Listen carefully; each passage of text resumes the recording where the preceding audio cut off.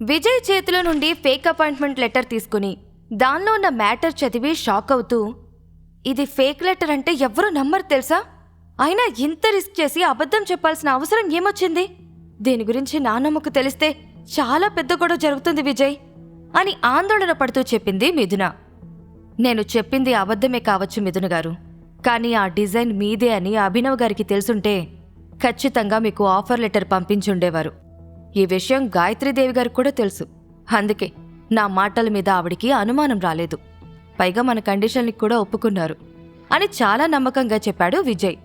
మొదటిసారి అతని మాటలకి ఫిదా అయ్యింది మిథున. ప్రతి కష్టంలోనూ తోడుగా ఉండి తనని సపోర్ట్ చేస్తున్న విజయ్ వైపు ప్రేమగా చూస్తూ, ఫైనల్లీ నేను కోరుకున్న విధంగా విజయ్ మారాడు అని మనసులో అనుకుంటూ మురిసిపోతుంది. మరుసటి రోజు ఉదయం గాయత్రీదేవి మిథునకి కాల్ చేసి, కాంట్రాక్ట్ మీద సైన్ చేయడానికి రేడియంట్ గ్రూప్స్కి నేరుగా వచ్చే తల్లి. నువ్వు ఆలస్యం చేస్తే అభినవ్ గారు సీరియస్ అవుతారు. ఈ కాంట్రాక్ట్ విషయంలో ఎటువంటి తప్పు జరగడానికి వీల్లేదు అని సున్నితంగా హెచ్చరించింది. వెంటనే విజయ్ని తీసుకుని రేడియంట్ గ్రూప్స్కి బయలుదేరింది మిథున. కారు విండోలో నుండి బయటకు చూస్తున్న ఆమెకి ఈరోజు ప్రపంచం ఎందుకో కొత్తగా కనిపిస్తోంది. రేడియంట్ గ్రూప్స్కి చేరుకునేంతవరకు మిథున ముఖం మీద ఉన్న చిరునవ్వు చెరగలేదు. కారు పార్క్ చేసి మిథునతో కలిసి లోపలికి వెళ్లాడు విజయ్. ఆ కంపెనీ రిసెప్షనిస్ట్ చిరునవ్వుతో విష్ చేస్తూ అభినవ్ క్యాబిన్కి తీసుకువెళ్ళింది. అప్పటికే అక్కడ శృతి, నిఖిల్, గాయత్రీదేవి ఉన్నారు. వాళ్ళిద్దరినీ చూడగానే అభినవ్ తన కుర్చీలో నుండి పైకి లేచి గుడ్ మార్నింగ్ అని ఇద్దరినీ రెస్పెక్ట్ఫుల్గా విష్ చేశాడు. గత 10 ఏళ్లలో ఎప్పుడూ లేని విధంగా రేడియంట్ గ్రూప్ ఆఫ్ కన్స్ట్రక్షన్స్లో అతిపెద్ద కాంట్రాక్ట్ మీద మిథున సైన్ చేయబోతోంది. అందుకే తనకి చాలా గర్వంగా అనిపించింది. పలకరింపులు అయిపోయిన తర్వాత ఫార్మాలిటీస్ పూర్తి చేయమని విజయ్ సైగ చేసి చెప్పడంతో 5 నిమిషాల్లో మీరు సైన్ చేయబోయే డాక్యుమెంట్స్ని సిద్ధం చేస్తాను అని హడావిడి చేస్తున్నాడు అభినవ్. మిథునకి అతడిస్తున్న రెస్పెక్ట్ చూసి శృతి, నిఖిళ్ళు చాలా జలసీగా ఫీల్ అయ్యారు. వాళ్ళిద్దరి చూపుల్ని గమనిస్తూనే, సైన్ చేసే ముందు నేను ఆ డిజైన్ గురించి మీతో మాట్లాడాలనుకుంటున్నాను సార్ అని చెప్పింది మిథున. ఆమె అలా అడగగానే, ఇట్స్ ఓకే మిథున గారు, ఆ డిజైన్ని మీరే చేశారని నాకు తెలిసిపోయింది. మా వల్ల, గాయత్రీదేవి గారి వల్ల మీరు చాలా ఇబ్బంది పడ్డారు. అందుకు నేను మా అందరి తరపున సారీ చెప్తున్నాను. అలాగే మీ గురించి రేపు స్వయంగా మీడియాకి నేనే చెప్తాను. చేసిన తప్పుని సరిదిద్దుకోవాలి కదా అని నిఖిల్కి మాట్లాడే అవకాశం ఇవ్వకుండా చకచక మిథునకి ఆన్సర్ చేశాడు అభినవ్.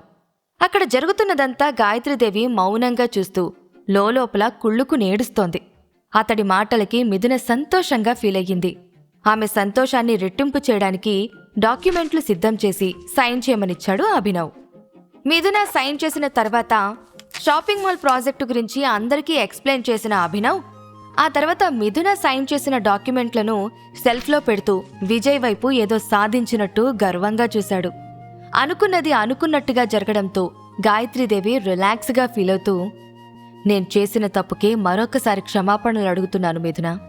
ఈ కాంట్రాక్టు మీద నువ్వు సైన్ చేసినందుకు నాకు చాలా సంతోషంగా ఉంది. ఈరోజు ఇంటికి వెళ్ళి రెస్ట్ తీసుకుని రేపటి నుండి ఆఫీస్కి రా అని ప్రేమగా చెప్పింది. సరేనానమ్మా, నేనింటికి వెళ్తాను అని విజయ్తో కలిసి ఇంటికి బయలుదేరింది మిథున. ఆమె కోరుకున్న డిజైన్ డైరెక్టర్ పోస్టు మిథునకి దక్కినందుకు విజయ్ చాలా సంతోషించాడు. విజయ్ మిథునల మధ్య ఇప్పుడిప్పుడే బాండింగ్ పెరుగుతోంది. విజయ్కి 1 ఇయర్ కండిషన్ అసలు గుర్తే లేదన్నట్టుగా మిథునకి దగ్గరవుతూనే ఉన్నాడు. కానీ సరిగ్గా అదే సమయంలో విజయనగరంలో ఉన్న ఒక పెద్ద రాజభవంతిలో కిటికీ దగ్గర నిలబడి ఆకాశం వైపు బాధగా చూస్తోంది అదితి. నిలువెత్తు అందానికి మోడ్రన్ డ్రెస్ వేసినట్టు ఉంది అదితి రూపం. ఆమె అందానికి ఫిదా కాని మగాడు ఈ భూ ప్రపంచం మీద ఉండడు.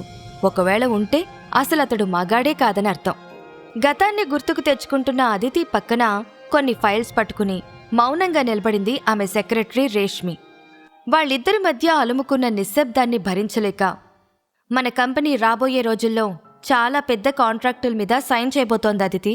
ఈ టైంలో నువ్వు అన్నీ వదిలేసి హైదరాబాద్కి వెళ్లడం కరెక్ట్ కాదనిపిస్తోంది. ఈ డెసిషన్ తీసుకునే ముందు కాస్త ఆలోచించు అని తన అభిప్రాయాన్ని చెప్పింది రేష్మి. పేరుకు మాత్రమే రేష్మి సెక్రటరీ, కానీ నిజానికి ఆమె అదితికి కాలేజ్ డేస్ నుండి బెస్ట్ ఫ్రెండ్. ఆమె ప్రశ్నకి అదితి సమాధానం చెప్పకుండా మౌనంగా వెళ్లి కుర్చీలో కూర్చుంది. ఘట్టమనేని రామకృష్ణకి ముద్దుల కూతురు అదితి. చిన్నప్పటి నుండి అదితి కోరుకున్న ప్రతిదీ ఆమె కళ్ళ ముందుంచి అల్లారు ముద్దుగా చూసుకునేవాడు రామకృష్ణ. ఘట్టమనేని ఫ్యామిలీ బిజినెస్ని తన తెలివితేటలతో వేరే సిటీల్లో కూడా ఎక్స్పాండ్ చేసింది అదితి. ఘట్టమనేని రామకృష్ణని మార్కెట్లో అందరూ స్టీల్ కింగ్ అని పిలుస్తారు. వీళ్ల ఫ్యామిలీ శక్తి కుటుంబానికేం తక్కువ కాదు. రామకృష్ణ తెలివితేటల ముందు ఎవరైనా సరే తల వంచాల్సిందే.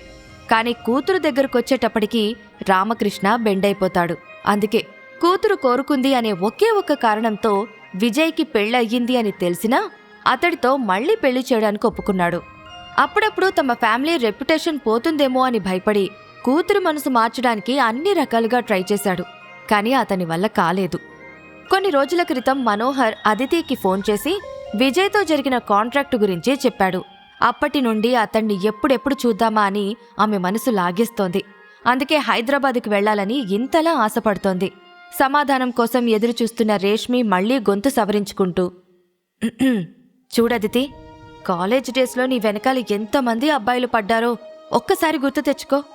నువ్వు కోరుకుంటే రామకృష్ణ అంకుల్ నీకు మంచి అబ్బాయితో పెళ్లి చేస్తారు. అలాంటిది ఆల్రెడీ పెళ్ళయ్యి పెళ్ళాం దగ్గర బానిసలా పడున్న విజయ్ గురించి నువ్వెందుకింతలా ప్రాకులాడుతున్నావో నాకర్థం కావడం లేదు అని ఆమె మనసు మార్చే ప్రయత్నం చేసింది. నేను ఎవ్వరి మాటలు వినాలనుకోవడం లేదు రేష్మి. నేను హైదరాబాద్కు వెళ్ళాలి అని డిసైడ్ అయ్యాను. నా నిర్ణయంలో మార్పుండదు, ఇక ముందు కూడా రాదు అని చాలా క్లారిటీగా చెప్పేసింది అదితి. ఆమె మాటలకి రేష్మి అసహనంగా ఫీల్ అవుతూ, నీ కర్మ, నీకేది మంచో ఏది చెడో చెప్పడం వరకు మాత్రమే మా పని. తర్వాత డెసిషన్ తీసుకోవాల్సింది నువ్వే. కానీ విజయ్ని పెళ్లి చేసుకునే ముందు రామకృష్ణ అంకుల్ గురించి కూడా ఒక్కసారి ఆలోచించు అని చెప్పింది. ఒకరి గురించి ఆలోచించి నా సంతోషాన్ని నేను దూరం చేసుకోలేను. నేను విజయ్ని తప్ప ఇంకెవ్వర్ని ఈ జన్మలో పెళ్లి చేసుకోను. ఇది ఫిక్స్. ఇందులో ఎలాంటి మార్పు ఉండదు.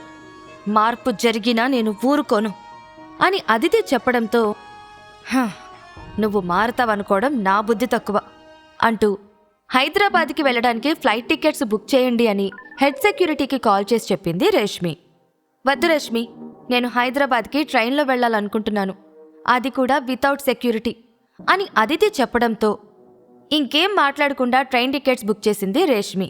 అదితిని ఒంటరిగా పంపించటం ఇష్టం లేక, అంత దూరం ఒంటరిగా వెళ్తావా, అది కూడా సింగిల్గా? నీకు బానే ఉంటుంది తల్లి, ఏదైనా అయితే నాకు పెద్ద ప్రాబ్లం, అందుకే నేను కూడా నీతో పాటు వస్తాను అని గట్టిగా చెప్పింది రేష్మి. అలా వాళ్ళిద్దరూ ఆ రోజే కలిసి హైదరాబాద్కి ట్రైన్లో బయలుదేరారు. ఇదిలా ఉండగా అదితి తన కోసం హైదరాబాద్కు వస్తుందని తెలియని విజయ్ తన భార్య డిజైన్ డైరెక్టర్ అయినందుకు హల్వా చేసి పెట్టాడు. ఆ నెక్స్ట్ డే ఆఫీస్కి వెళ్లడానికి హడావిడిగా రెడీ అయ్యింది మిథున. డిజైన్ డైరెక్టర్గా ఆమెకి మొదటి రోజు కాబట్టి లేటుగా వెళ్లకూడదు అనుకుంది. మిథున కోసం కార్ దగ్గర వెయిట్ చేస్తున్నాడు విజయ్. అప్పుడే వాళ్ళ ఇంటి పక్క నుండి ఒక క్యాన్వాయ్ వెళ్లడం చూశాడు. ఎవరో గవర్నమెంట్ అఫీషియల్స్ వెళ్తున్నారు అనుకుని ఆ కార్లని విజయ్ లైట్ తీసుకున్నాడు. కానీ ఆ కార్లలో ఉన్నది మరెవరో కాదు, 1 సంవత్సరం తర్వాత విజయ్ పెళ్లి చేసుకోబోయే అదితి. కార్ విండో నుండి విజయ్ని చూస్తూ, దాదాపు 4 ఏళ్ల తర్వాత నిన్ను చూస్తున్నాను విజయ్.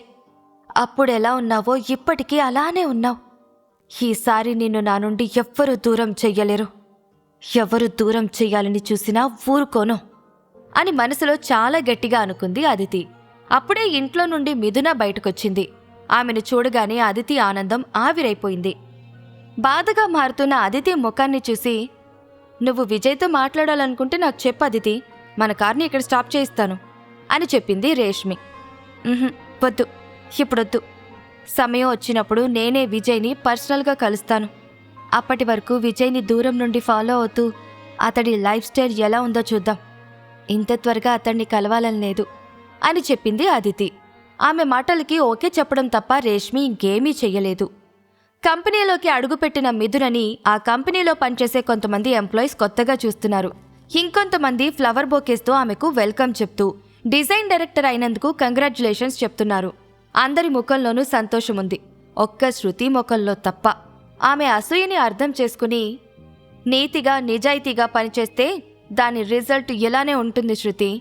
నన్ను ఇన్స్పైరింగ్గా తీసుకోకపోయినా పర్వాలేదు, జెలసీ పెంచుకొని నీ హెల్త్ని పాడు చేసుకోకు. జెలసీ వల్ల ఏం సాధించలేవు అని ఆమె మంచి కోరి చెప్పింది మిథున. అలా చెప్పేసి అక్కడి నుండి వెళ్లబోతూ, ఆ, అలాగే ఇంకో విషయం, నీ బ్రదర్ నిఖిల్ని నా క్యాబిన్ని ఖాళీ చేయమని చెప్పు. నేను ఈరోజే వర్క్ స్టార్ట్ చేయాలనుకుంటున్నాను. పెద్దగా టైం లేదు, ఫాస్ట్గా ఖాళీ చేయమను అని కొంచెం గర్వంగా చెప్పింది మిథున. ఏంటి, ఇదంతా నా బ్రదర్ చెయ్యాలా? మొదటి రోజే ఇలా పెత్తనం చలాయించాలని చూస్తున్నావా మిథున? ఇప్పుడు నీ టైం నడుస్తుంది కాబట్టి రెచ్చిపోతున్నావు. రేపు నా టైం వస్తుంది, అప్పుడు చెప్తా నీ సంగతి. అయినా నీతో మాట్లాడి నా టైం వేస్ట్ చేసుకోవాలనుకోవడం లేదు. నీ క్యాబిన్ రెడీగా ఉంది, పోయి వర్క్ చేసుకుంటావో తిని తొంగుంటావో నీ ఇష్టం అని వెటకారంగా చెప్పింది శృతి. ఆమె మాటల్లో వెటకారం కంటే ఎక్కువగా అసూయే కనిపించింది. శృతి మాటలకి మిథున రియాక్ట్ అయ్యే లోపే, ఇది తన ఫస్ట్ డే, విష్ చేయకపోయినా పర్లేదు, కొంచెం నోరు అదుపులో పెట్టుకుని మాట్లాడితే చాలు. తన స్పెషల్ డేని పాడు చేయాలని చూస్తే నాలో రాక్షసుణ్ణి చూస్తారు అని సీరియస్గా వార్నింగ్ ఇచ్చాడు విజయ్. చూస్తాను, నీ సంగతి తప్పక చూస్తాను. పెళ్ళాన్ని చూసుకొని బాగానే రెచ్చిపోతున్నావు కదా, ఈ పొగరు ఎన్ని రోజులుంటుందో నేను కూడా చూస్తాను అని అక్కడి నుండి ఆవేశంగా వెళ్ళిపోయింది శృతి. సొంత వాళ్లే తన సక్సెస్ని చూసి తట్టుకోలేకపోవడం మిథునకి బాధ కలిగేలా చేసింది. ఆమె కళ్లల్లోకి విజయ్ ప్రేమగా చూస్తూ, వీళ్ల గురించి మీరు పట్టించుకోకండి మిథున గారు. రోడ్డు మీద వెళ్తుంటే పిచ్చి కుక్కలు మురుగుతూ ఉంటాయి, వాటికి భయపడి ఆగిపోతే మనం ఎప్పటికీ ముందుకు వెళ్లలేం అని మిథునని మోటివేట్ చేశాడు. తన వెనకాల కొండంత ధైర్యంతో ఉన్న విజయ్ని చూస్తూ అతడితో కలిసి తన క్యాబిన్ దగ్గరికి వెళ్ళింది మిథున. అప్పుడే గాయత్రీదేవి పదుల సంఖ్యలో ఉన్న ఫైళ్లు పట్టుకుని బయటకొస్తూ కనిపించింది. ఆమె వైపు విజయ్ స్ట్రేంజ్గా చూసేసరికి, హే, ఎప్పుడొచ్చావు మిథున? నువ్వొచ్చే ముందు ఇన్ఫార్మ్ చేసుంటే వెల్కమ్ చెప్పడానికి స్వయంగా నేనే వచ్చుండేదాన్ని కదా అని ఇబ్బంది పడుతూ చెప్పింది గాయత్రీదేవి. పర్లేదు నానమ్మా అని మిథున అనేసరికి, సర్లే, అయిపోయిందేదో అయిపోయింది. కొత్త డిజైన్ డైరెక్టర్గా నీ బాధ్యతల్ని ఈరోజు నుండే మొదలుపెట్టు మిథున అని వెల్కమ్ చెప్పి బాధ్యతల్ని అప్పగించింది గాయత్రీదేవి. ఆ వెల్కంలో నిజాయితీ గాని ప్రేమ గాని విజయ్కి కనిపించలేదు. వాళ్ళిద్దరినీ కింద నుండి పై వరకు చూస్తూ కన్నింగ్ స్మైల్ ఇచ్చింది గాయత్రీదేవి. మిథున మీద ప్రతీకారం తీర్చుకోవడానికి గాయత్రీదేవి ఏదైనా ప్లాన్ చేసిందా? తన కోసం హైదరాబాద్కి అదితి వచ్చిందని విజయ్ తెలుసుకోగలుగుతాడా? అదితి, విజయ్లు ఒకరికొకరు ఎదురుపడితే ఏం జరుగుతుంది? ఈ ప్రశ్నలకు సమాధానాలు తెలుసుకోవాలంటే నెక్స్ట్ ఎపిసోడ్ వినాల్సిందే. క్రింద ఇచ్చిన లింక్ ని క్లిక్ చేసి పాకెట్ ఎఫ్ఎం యాప్ ని ఇన్స్టాల్ చేసుకోండి. Stay tune to pocket FM.